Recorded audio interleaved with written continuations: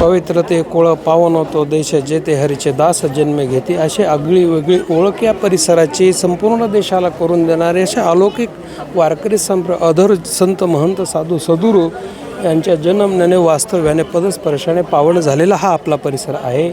आणि अशा पवित्र परिसरामध्ये क्षेत्र हे अलौकिक क्षेत्र म्हणून ओळखलं जातं। ओम श्री गुरु चैतन्य बाळनाथ महाराज माऊली महाराज यांच्या वास्तव्याने पुनीत झालेली ही पवित्र भूमी आहे।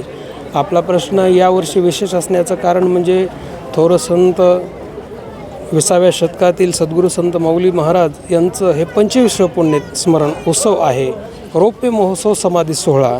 आणि हा रौप्य महोत्सव समाधी सोहळ्याचं औचित्य साधून सर्व भक्तांनी आंतरराष्ट्रीय ख्यात कीर्त असणारे परमपूज्य आदरणीय भागवत भूषण पंडित प्रदीपजी मिश्रा यांच्या शिवमहापुराण कथेचं केलेलं आयोजन हे विशेष या सप्त्याचं आकर्षण असल्यामुळे मी आपल्या सर्व सद्भक्तांना अशी विनंती करतो की आपण सर्वांनी पंडित प्रदीपजी मिश्रा यांच्या वचनामृतातून शिवकथेचा आपल्याला आशीर्वाद प्राप्त होणार आहे, तो आशीर्वाद आपण सर्वांनी घ्यावा। कीर्तन प्रवचन श्रवणाचा आशीर्वाद घ्यावा, महाप्रसादाचा लाभ घ्यावा अशी मी सर्वांना विनंती करतो। प्रारंभ आहे त्यांचं कशा सध्या पावसाचे दिवस आहे। तर आज अखंड हरिनाम महोत्सवाची सुरुवात आहे आणि उद्यापासून पंडित प्रदीपजी मिश्रा यांचं शिवमहापुराण कथा 1 ते 4 या वेळेमध्ये होणार आहे। आणि आपल्याला सर्वांना ज्ञात आहे, आस्था चॅनलच्याद्वारे आपण सर्वांनी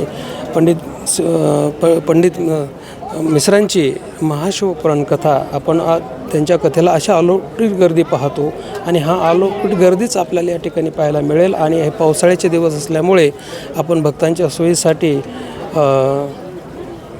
5 लाख स्क्वेअर फूट असा वॉटरप्रूफ मंडप निवाऱ्यासाठी दिलेला आहे, भोजन मंडप दिलेला आहे। अशा पद्धतीनं भाविक भक्तांची सुविधा उपलब्ध आहे। जिल्ह्यातील जे भाविक काही नाही, हा भक्ती पर्व काळाचा आणि या श्रवण भक्तीचा अखंड हरिनाम महोत्सवाचा आपण सर्वांनी आनंद घ्यावा।